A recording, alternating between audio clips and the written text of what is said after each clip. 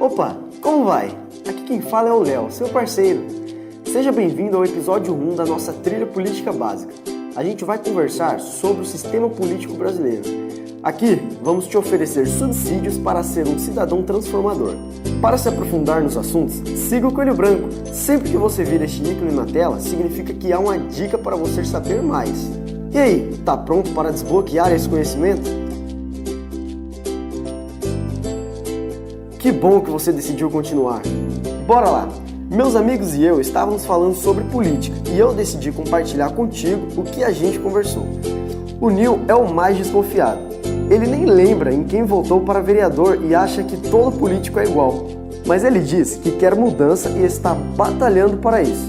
Todo dia, o Nil vai às redes sociais e escreve textões sobre a falta de vergonha do presidente, que deixa as creches da cidade em estado de calamidade. Mas para mostrar que as coisas não são bem como ele pensa, eu e a Trindade decidimos explicar para o Nil como funciona o sistema político brasileiro. O Brasil é uma república federativa presidencialista. É república porque o chefe de estado é eletivo e temporário. Federativa, pois os estados têm autonomia política. Presidencialista, porque o presidente exerce duas funções, a de chefe de governo e a de chefe de estado. A Trindade fez questão de lembrar que também existem países que são parlamentaristas, tanto monarquias quanto repúblicas.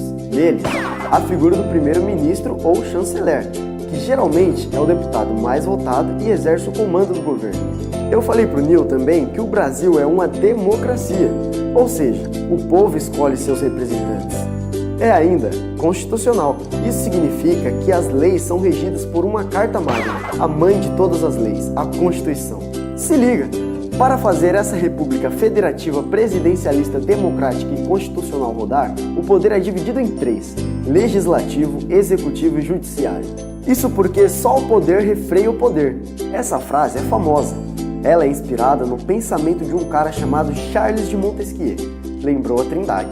Em 1748, ele elaborou de forma clara esse modelo de Estado dividido em três, para que o poder não se centralizasse nas mãos de uma só pessoa. Assim, há equilíbrio, uma vez que os três poderes são interdependentes e responsáveis por fiscalizar um ao outro. Cada um dos três poderes tem funções distintas. O legislativo é responsável por criar, votar e alterar as leis que regem a vida em sociedade. Ele fiscaliza também as ações do executivo. Já o executivo sanciona as leis e as põe em prática, administra o orçamento e executa melhorias para os cidadãos. O judiciário fiscaliza se as leis estão sendo seguidas, julgando quando elas não são cumpridas. Os três poderes dependem um do outro. As leis criadas pelo legislativo são sancionadas pelo executivo. A maioria das ações do executivo precisa ser aprovada pelo legislativo. Ambos, executivo e legislativo, devem seguir as leis e são julgados pelo judiciário.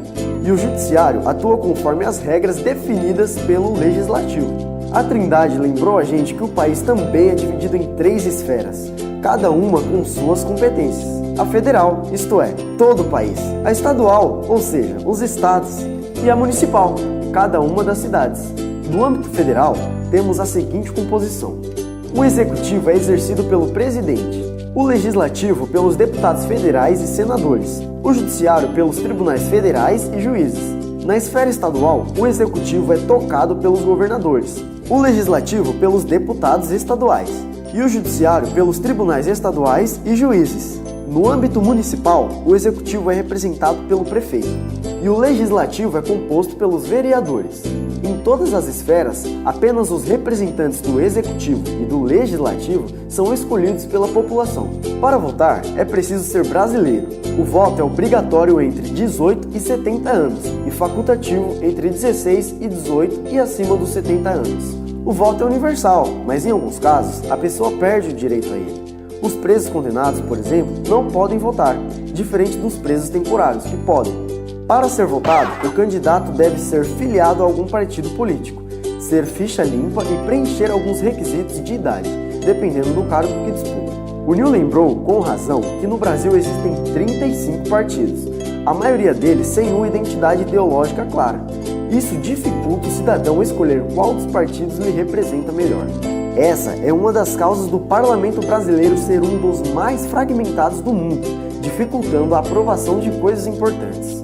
Por isso é essencial uma reforma política de verdade, que considere os interesses da sociedade e as reais necessidades de mudança. Depois desse papo, o Nil sacou um pouco mais das nuances do sistema político brasileiro. Pelo menos, ele já sabe as funções de cada poder e sabe que antes de reclamar nas redes sociais sobre um projeto do prefeito, por exemplo, precisa saber quais vereadores aprovaram a proposta. Mas, para o Nil, o brasileiro ainda não sabe votar. O que você acha? De onde vem essa apatia e o que ela provoca? Que tal discutirmos isso no nosso grupo de mobilização cidadã? Um grande abraço!